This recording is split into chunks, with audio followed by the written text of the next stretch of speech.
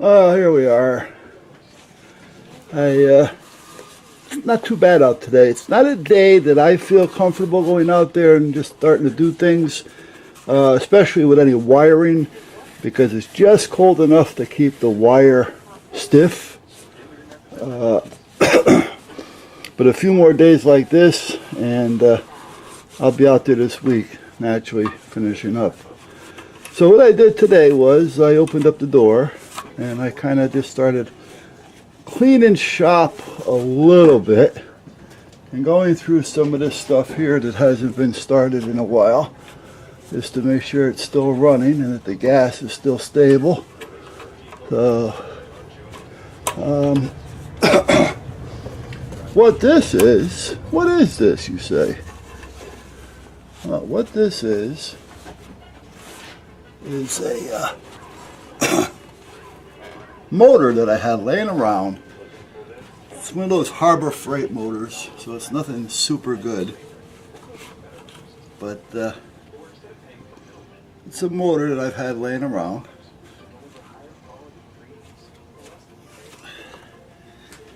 And I had an alternator as well laying around, so I bolted it to this piece of wood, hooked up a set of jumpers, and I use it as a jump start, just in case.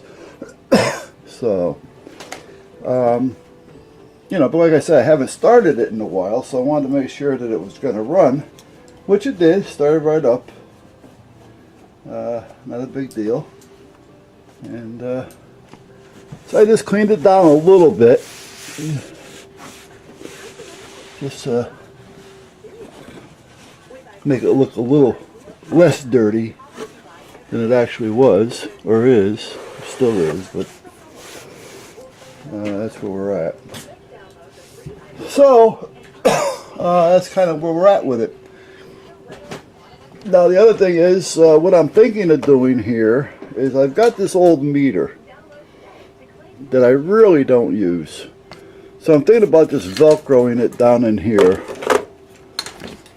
So this here way I can see what's going on. I can check the battery in a car or alternator at the same time. And if I need to take it off, I can just have Velcro on it. So I'll just lift it off. But meanwhile, I can monitor what this is doing, as well as if I want to check the vehicle at the same time. Like I say, just pull it off and check. So I'm thinking about just putting it on there, because I really don't use this thing. It just sits around. So if it's going to just sit around, we'll let it just sit around with this, because this just sits around. And then we'll let it be. I think I showed you this.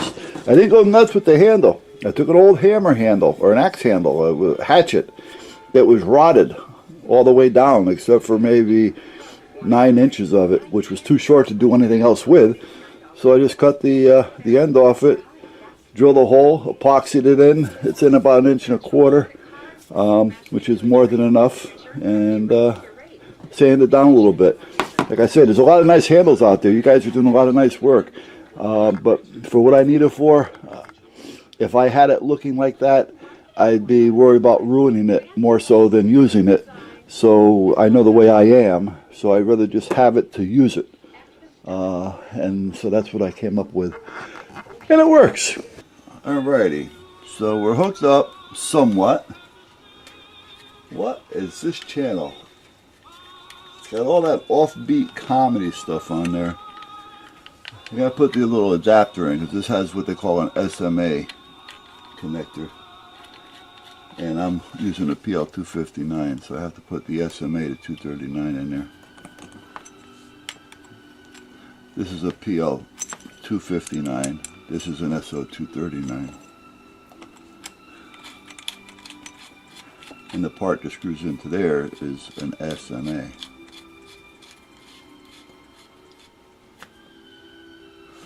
Okay, let's turn this on. What channel are we on? 8. Channel 8, okay. So channel 8, I have that on the West Haven, so that should be 146,610. So we're on power, we're on 10 watts. Frequency. Do we have power? We have power. Ow, that hurt. Only hurt a little bit. It hurt. Okay. So what we're looking at here is we got two power meters. I am going to work with the newer one that's over there as far as power, the crosshairs. And this one is working, but it's really not giving me what I think. Let's go to FM. Alright, there we go. So, now that there is on the 10 watt scale, which means it should be coming about halfway, and it's not. Okay, so that's why this is not working properly right now. Now this one is the crosshairs, and it should come up right about over the SWR. There's a little red line there, and it should come up to about there, which it is. Okay. Alright, so that's showing me that it's transmitting. Now when I key the mic, I have this set on 146. On transmit, it's transmitting 146.01, I believe it is. 146.01. So we are transmitting on frequency. And it is made to take UHF, so it's not like the meter isn't made. See, some meters are made for certain frequencies, and if you don't use it on that frequency, it's not going to be accurate. But in this case, this meter here is made for UHF, VHF. So that's where we're at. So the radio seems to be transmitting okay. I'm just not hitting. I haven't got enough power to hit it. Or I have the wrong PL tone.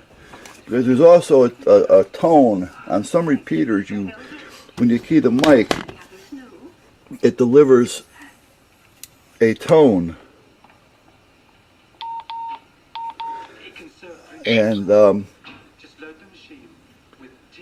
when it delivers that tone, the repeater that you're looking to hit is waiting to hear that tone. And if it doesn't hear that tone, it's not going to recognize you. Alright. Yeah, well, that's pretty cool. We're working. The other thing I never got into was D-Star.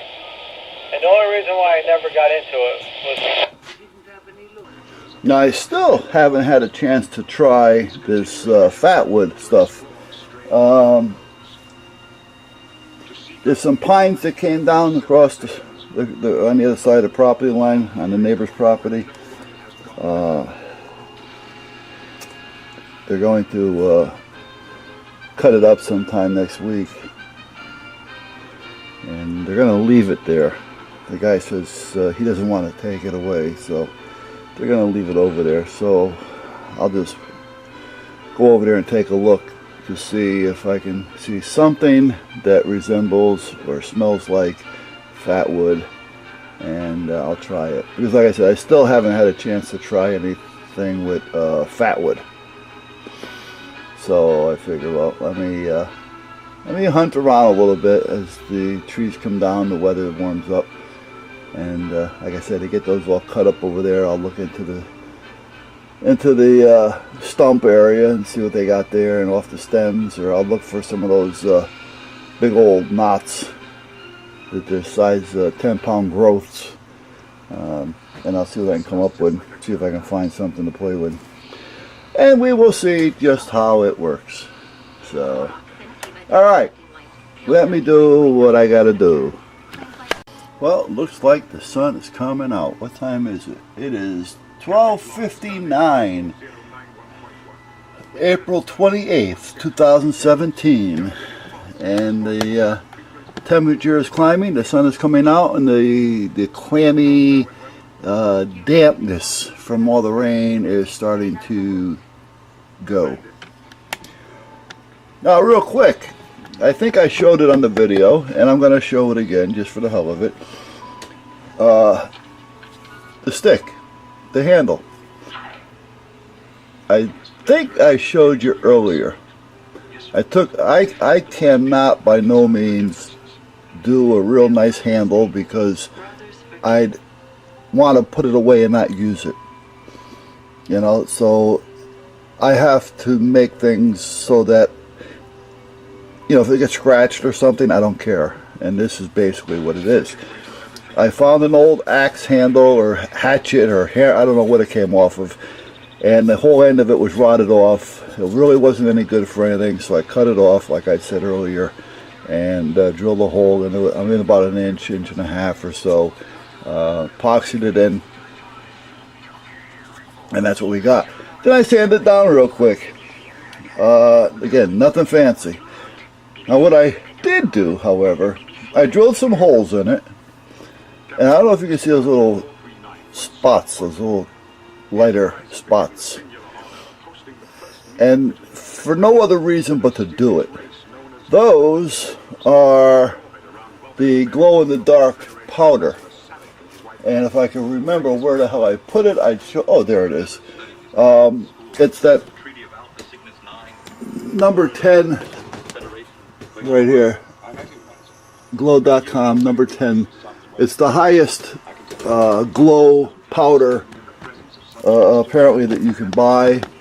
Glow.com, I believe, is where you get it. And I mixed it with some clear epoxy. And I just drilled some holes and I put some of these little dots in it.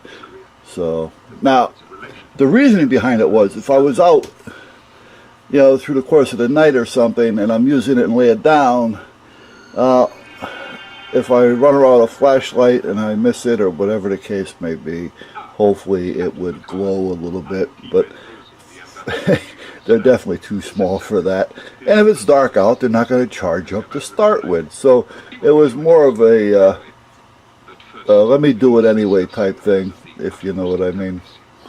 So what I was thinking of doing is notching it out, putting some reflective red and white vinyl in there, and then epoxying over it so that if you have to look for it at night with a flashlight, you'd find it. Because like I said, the glow-in-the-dark stuff, it's only going to glow if it's charged. But basically what it is just an axe handle or hatchet or whatever it is that I had that was rotted on the end. It was no good for anything. I said, you know what, let me just cut it off, use it if it's my hand the way I want it to, but at that point it does the job and I don't have to worry about it. And then what I did was I just stuck it in some stain, an oil-based stain, and let it soak in and kind of drip dry, and then rubbed it down a little bit. Then I stuck it in a can of polyurethane and let that kind of drip dry, and so it's somewhat protected. So anyway, that's what it is. Now I still haven't had a chance to try this fatwood stuff. There's some pines that came down across the on the other side of the property line, on the neighbor's property. They're going to cut it up sometime next week, and they're going to leave it there. The guy says he doesn't want to take it away, so they're going to leave it over there. So I'll just go over there and take a look to see if I can see something that resembles or smells like fatwood, and I'll try it. Because like I said, I still haven't had a chance to try anything with fatwood.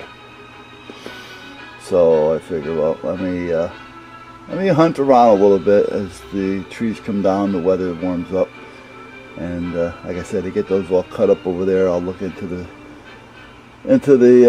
stump area and see what they got there, and off the stems, or I'll look for some of those big old knots that they're size 10-pound growths, and I'll see what I can come up with, see if I can find something to play with, and we will see just how it works. So alright, let me do what I gotta do.